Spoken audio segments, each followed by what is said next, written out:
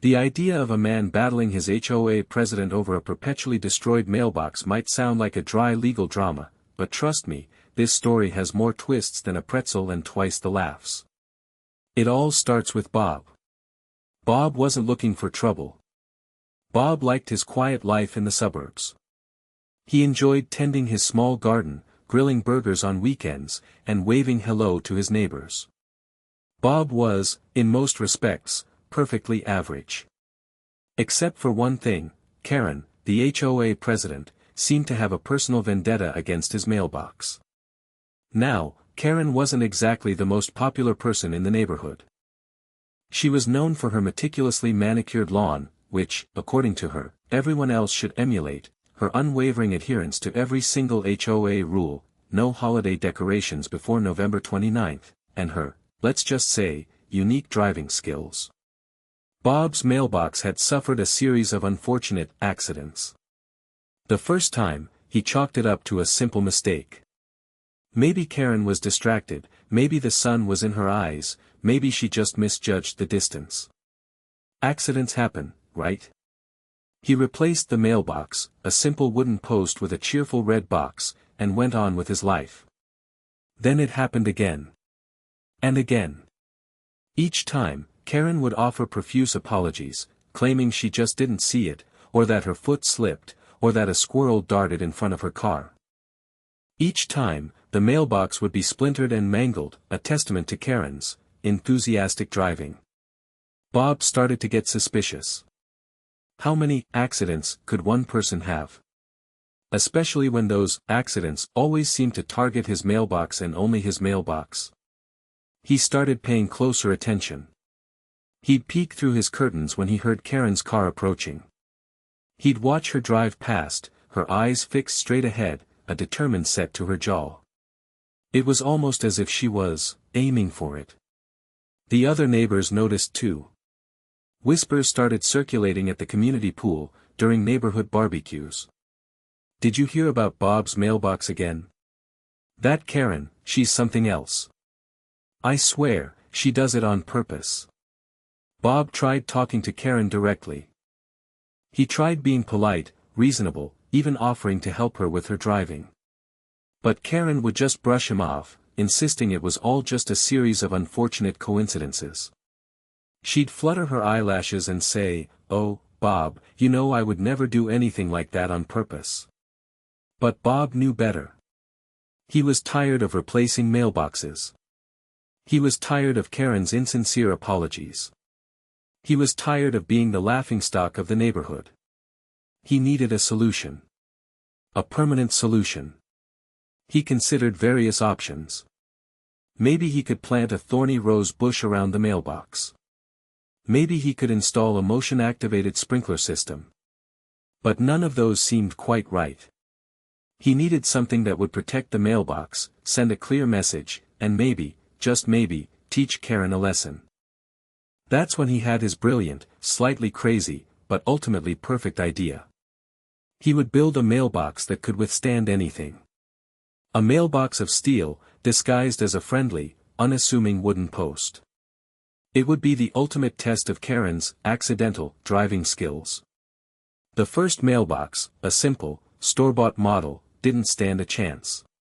It was little more than kindling after Karen's supposed slip of the gas pedal. Bob, ever the optimist, had even painted a little American flag on the side. Gone. Reduced to splinters. The second time, Bob thought maybe a slightly sturdier model would do the trick. He opted for a thicker post and a more robust metal box. He even anchored it a little deeper in the ground. Surely, this would be enough. He was wrong. Karen, with another round of apologies and a tale about a rogue gust of wind, managed to obliterate it just as thoroughly. Bob started keeping a mental tally. Mailbox number 1 lasted 3 weeks. Mailbox number 2, a mere 2. He joked with his neighbor, Mr. Henderson, about starting a mailbox subscription service. Mr. Henderson, a retired engineer with a dry sense of humor, suggested reinforcing the next one with concrete. Bob considered it. After mailbox number 3 met its untimely demise, Karen blamed a flock of birds this time, Bob was officially fed up. He'd tried everything reasonable.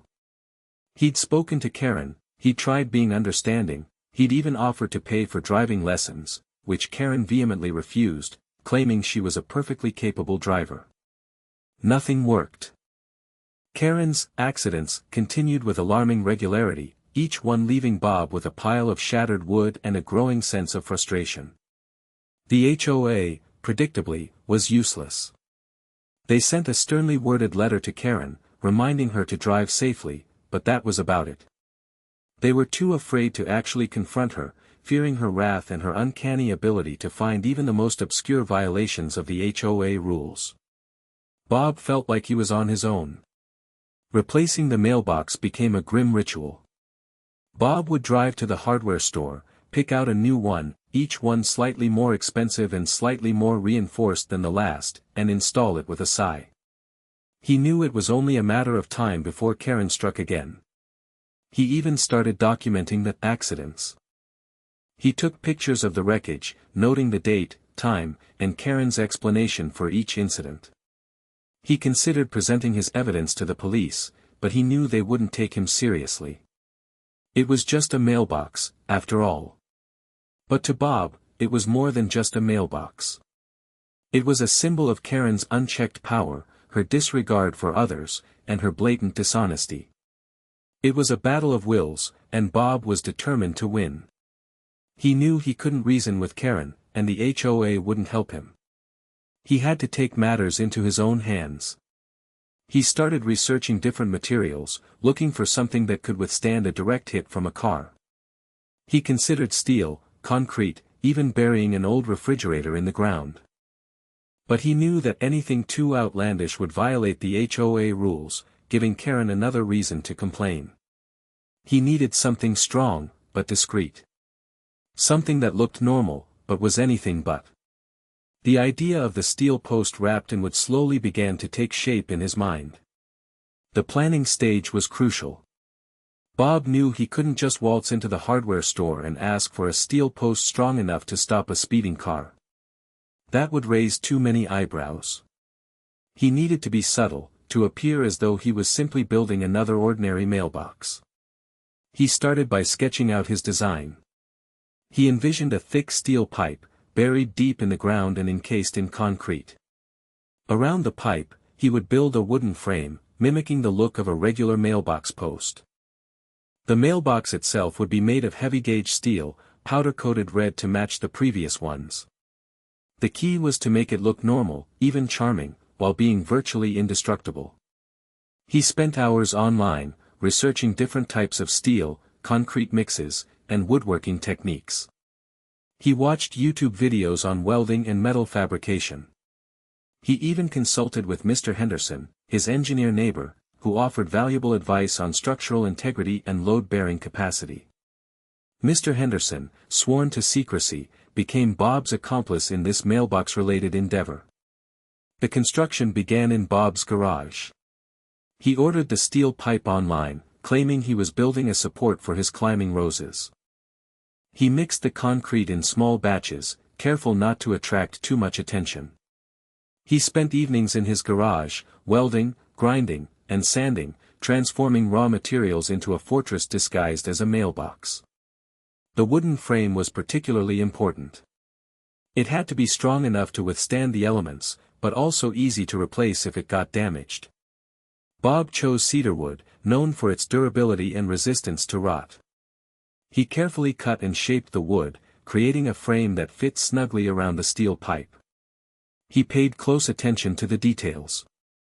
He added decorative trim, painted the wood a cheerful white, and even carved a small birdhouse into the top of the post. He wanted it to look like he had put a lot of love and care into building it. He wanted Karen to think it was just another ordinary mailbox, ripe for the taking. The final step was the installation. Bob waited for a weekend when Karen was out of town. He didn't want her to see what he was doing. With Mr. Henderson's help, he carefully removed the remnants of the previous mailbox and dug a deep hole for the new one. They poured in the concrete, carefully positioning the steel pipe in the center. They waited for the concrete to set, then attached the wooden frame and the steel mailbox. When it was finished, Bob stood back and admired his creation. It looked perfect. It looked just like a regular mailbox, but he knew it was anything but. It was a testament to his ingenuity, his determination, and his unwavering commitment to protecting his property from Karen's accidental attacks. He smiled. He was ready for her. He was ready for anything. The mailbox was ready. The tension was palpable. Bob waited, not with dread, but with a strange sense of anticipation. He knew it was only a matter of time before Karen accidentally discovered his new mailbox. He pictured her driving down the street, her eyes scanning for any potential HOA violations, her foot hovering over the gas pedal. He imagined her seeing his mailbox, thinking it was just another easy target. He chuckled to himself. She was in for a surprise. He'd strategically placed a small security camera, disguised as a bird feeder, overlooking his yard. He wanted to capture the moment when Karen's car met its match. He checked the camera feed regularly, making sure it was working properly. He didn't want to miss a thing. A few weeks passed. Bob started to wonder if Karen had finally learned her lesson. Maybe she had decided to leave his mailbox alone. Maybe she had found a new hobby, like harassing squirrels or measuring the height of everyone's grass. But deep down, he knew it was only a matter of time. Karen couldn't resist a good accident.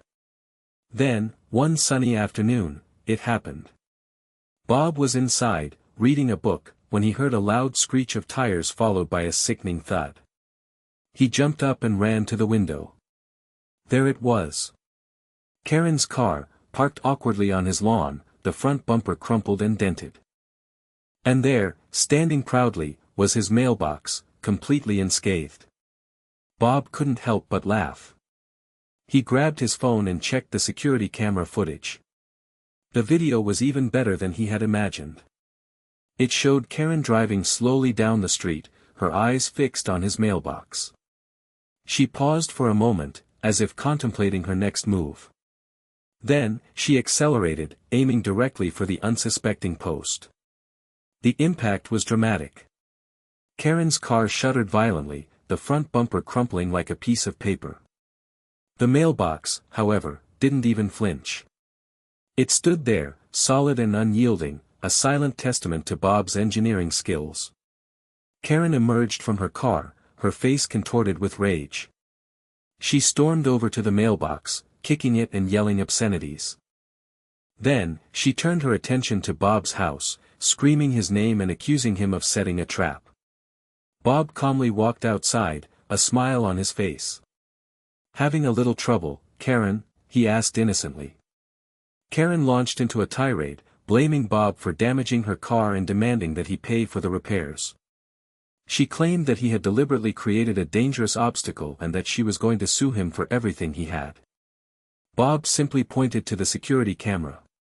"I think the video speaks for itself, Karen," he said calmly. "You can explain to the HOA why you intentionally drove your car into my mailbox." Karen's face turned even redder. She knew she was caught. She knew that the video would expose her for the mailbox-bashing menace that she was. She sputtered and stammered, trying to come up with an explanation, but nothing came out. Finally, she gave up and stormed back to her car, leaving a trail of angry tears in her wake. Bob watched her drive away, a sense of satisfaction washing over him. He had won. He had finally put an end to Karen's accidents. And he had done it with a mailbox that was stronger than her car. News of the mailbox incident spread through the neighborhood like wildfire.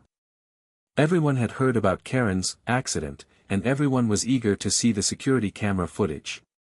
Bob, being the good neighbor that he was, decided to share the video with anyone who asked. He even uploaded it to a local community website, where it quickly went viral.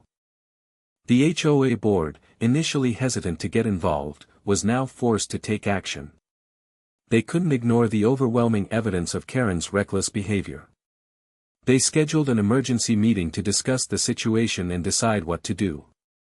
Karen, meanwhile, was scrambling to salvage her reputation. She tried to deny the video, claiming it was a fake.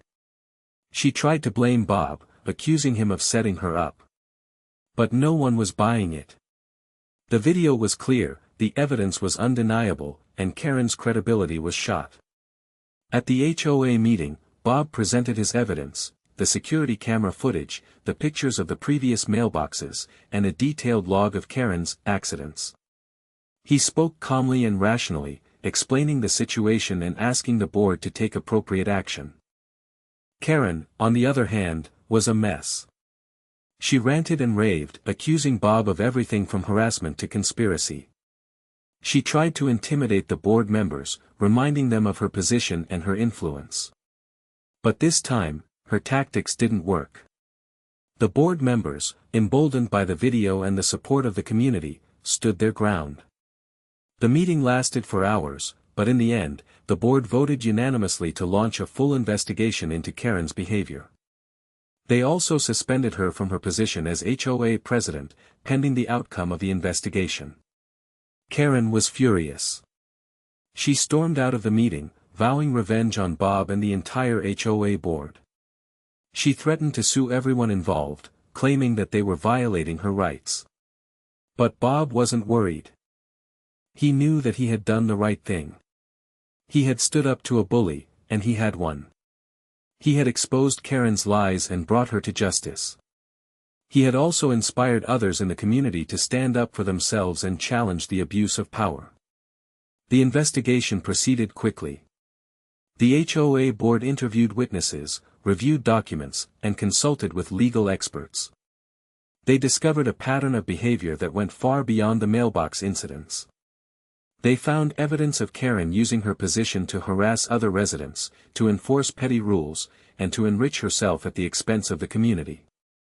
The more they investigated, the more they realized that Karen was not just a bad driver, she was a deeply flawed and unethical person. They knew that they had to take decisive action to protect the community from her harmful behavior. The evidence was mounting, and it was only a matter of time before Karen would face the consequences of her actions. The HOA board members, now acting with a newfound sense of purpose, meticulously reviewed the security camera footage. They watched, in stunned silence, as Karen's car deliberately swerved off the road and crashed into Bob's mailbox. There was no mistaking her intent. It was clear, undeniable, and utterly shocking. Mr. Abernathy, the board's treasurer, shook his head in disbelief. "I can't believe she would do something like that," he muttered. "I always thought she was just a little overzealous." Mrs. Davison, the board's secretary, gasped. "She could have hurt someone. What if a child had been walking by?" Even Mr. Peterson, the board's president, now acting president, since Karen was suspended, looked genuinely appalled. He had always been a staunch supporter of Karen, but even he couldn't defend her actions. "This is unacceptable," he said sternly. "We have to take action." The board members spent hours poring over the evidence. They compared the security camera footage with Bob's log of previous mailbox incidents. They interviewed neighbors who had witnessed Karen's erratic driving. They even consulted with a driving instructor, who confirmed that Karen's actions were not accidental. The more they investigated, the more they realized that Karen's behavior was not just a series of isolated incidents. It was a pattern of deliberate and malicious actions, designed to harass and intimidate her neighbors. She had used her position as HOA president to abuse her power, to enforce petty rules, and to settle personal scores. They discovered that Karen had been secretly fining residents for minor infractions, such as having slightly overgrown lawns or displaying holiday decorations a few days early. She had even threatened to foreclose on homeowners who were behind on their HOA dues. The board members were disgusted. They had always suspected that Karen was a bit of a control freak, but they had never imagined that she would go this far. They realized that they had been complicit in her behavior, by turning a blind eye to her abuses of power. They vowed to make things right. They promised to hold Karen accountable for her actions and to restore fairness and transparency to the HOA. They also decided to review all of Karen's previous decisions and to overturn any unjust fines or penalties. The security camera footage was the key. It provided irrefutable proof of Karen's guilt and it galvanized the community to take action.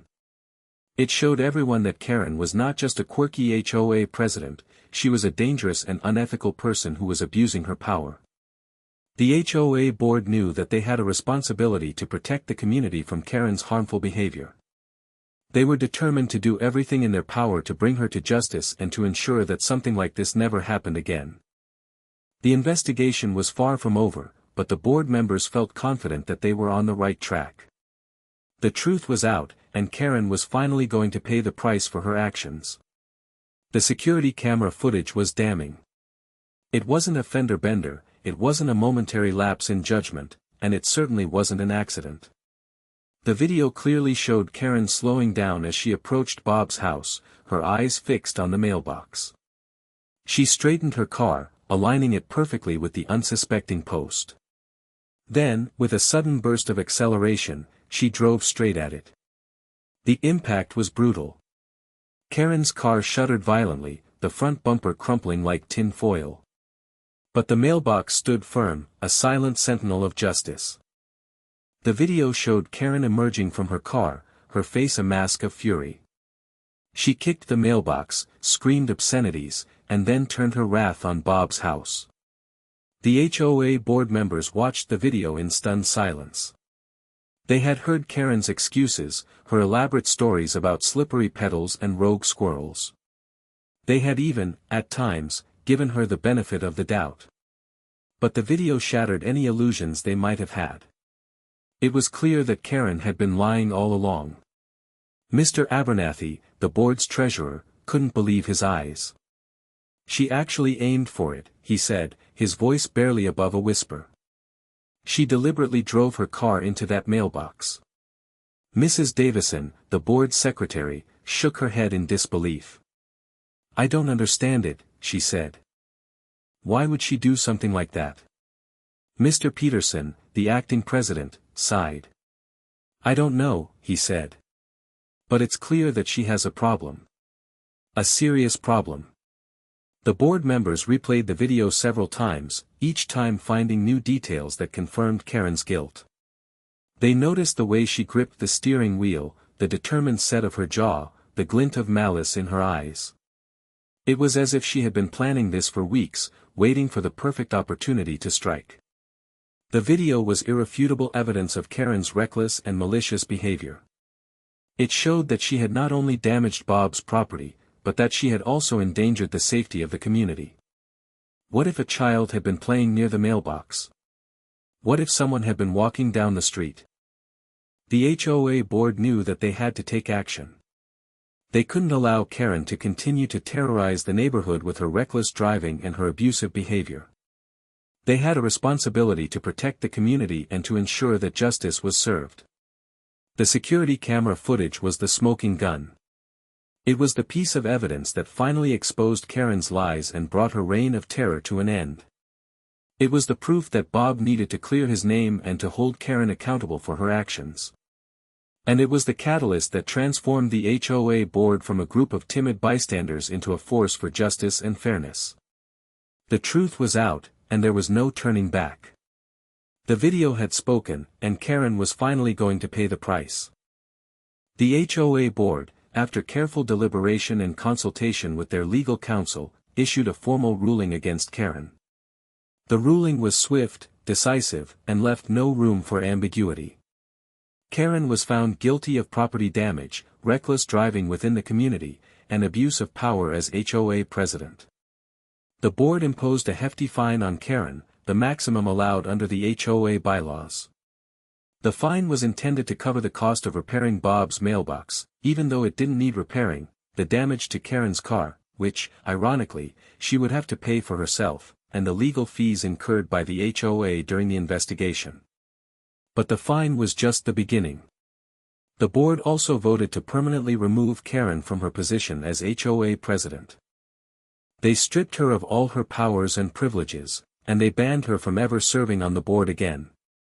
Furthermore, the board decided to review all of Karen's previous decisions and to overturn any unjust fines or penalties that she had imposed on other residents. They sent out a notice to the community, inviting anyone who had been unfairly treated by Karen to come forward and file a claim. The response was overwhelming. Dozens of residents came forward with stories of Karen's petty tyranny and her abuse of power. The board spent weeks reviewing the claims, overturning unjust fines, and issuing refunds to those who had been wronged. Karen, meanwhile, was furious. She refused to accept the board's ruling and vowed to fight it in court. She hired a lawyer and filed a lawsuit against the HOA, claiming that she had been unfairly targeted and that her rights had been violated.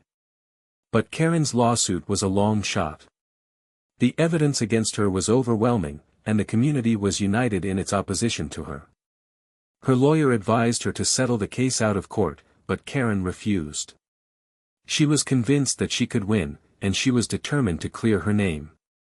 The lawsuit dragged on for months, but in the end, the court ruled in favor of the HOA.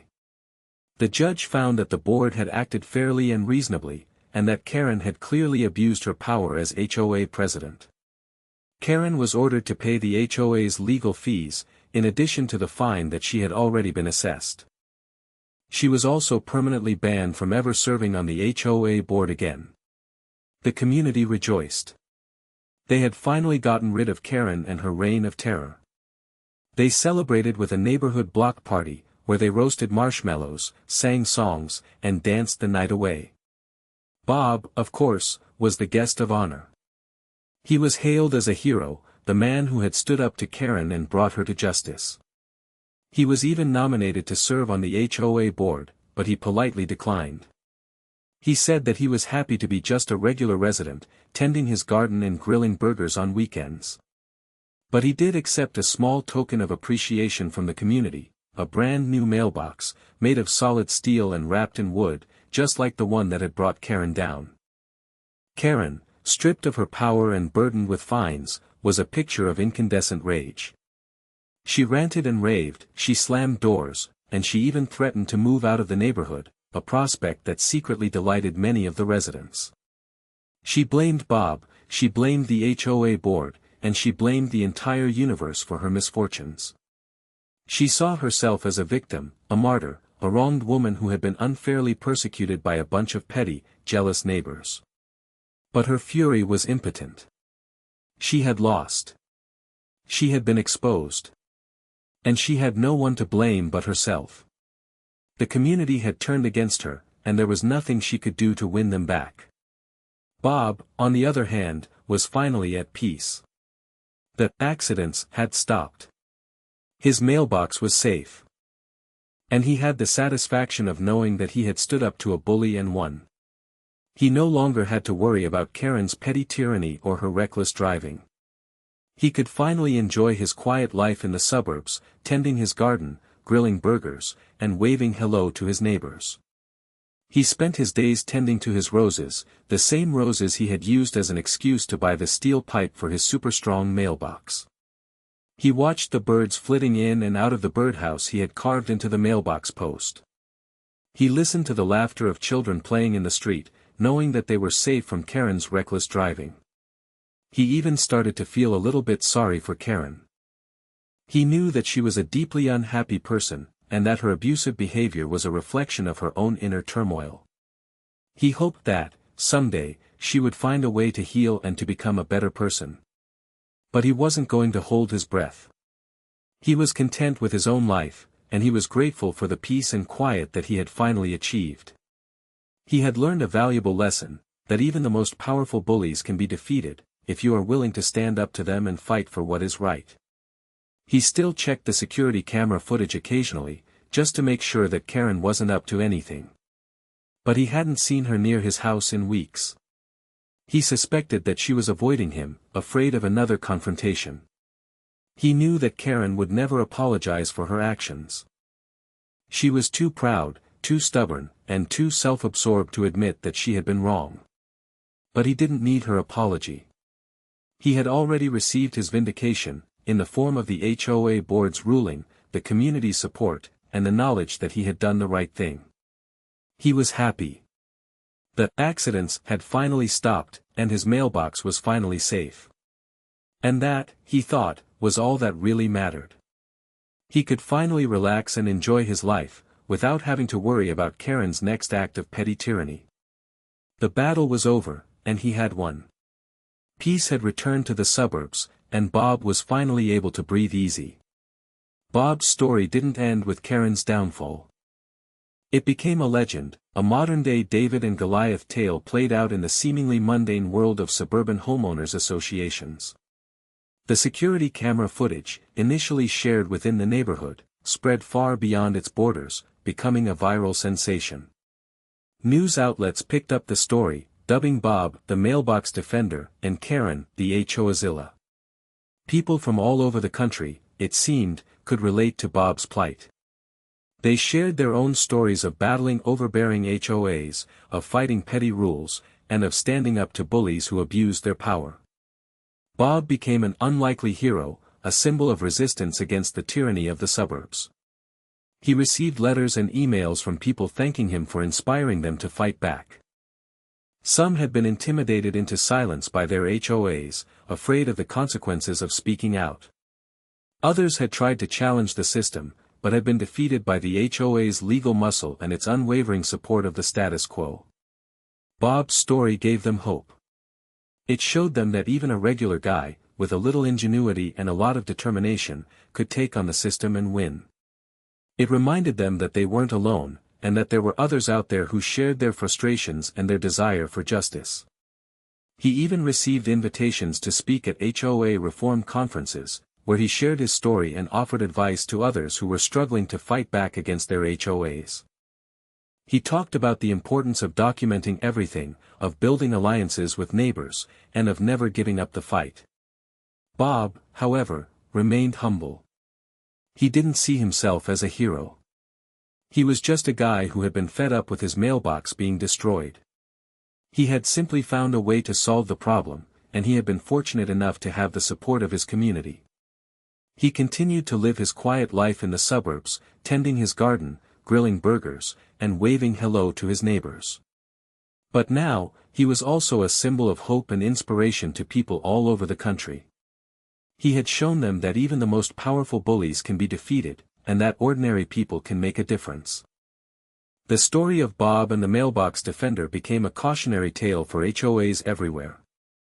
It reminded them that they were supposed to serve the community, not to rule it. It showed them that abusing their power would not go unnoticed, and that there were people out there who were willing to stand up and fight back. And so, Bob's legacy lived on, not just in his own neighborhood, but in communities all over the country. He had become a symbol of hope, a reminder that even the smallest voice can be heard, and that even the most powerful bullies can be defeated. The Mailbox Defender had triumphed, and the suburbs would never be the same. Years passed. The furor over Karen's actions faded, the viral video became a distant memory, and Bob settled back into his quiet suburban life. He never sought fame or fortune, he simply wanted to be left alone to enjoy his home and his community. Karen, after a period of bitter recrimination and unsuccessful legal battles, eventually moved away. Some said she relocated to a gated community with even stricter HOA rules, hoping to finally find a place where she could exert her control without resistance. Others claimed she retreated to a remote cabin in the woods, vowing never to associate with another human being again. Whatever the truth, she was gone, and the neighborhood breathed a collective sigh of relief. Bob remained, a pillar of the community, a friendly face who always had a smile and a kind word for his neighbors. He never forgot the lessons he had learned during his battle with Karen, and he continued to stand up for what he believed in, even when it wasn't easy.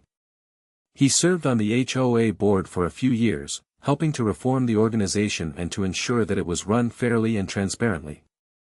He championed the rights of homeowners and worked to create a more inclusive and welcoming community for everyone. But his greatest joy was simply tending to his garden, grilling burgers on weekends, and waving hello to his neighbors. He found peace and contentment in the simple things in life, and he never took his freedom for granted. And, of course, his mailbox remained standing strong, a silent testament to his ingenuity, his determination, and his unwavering commitment to justice.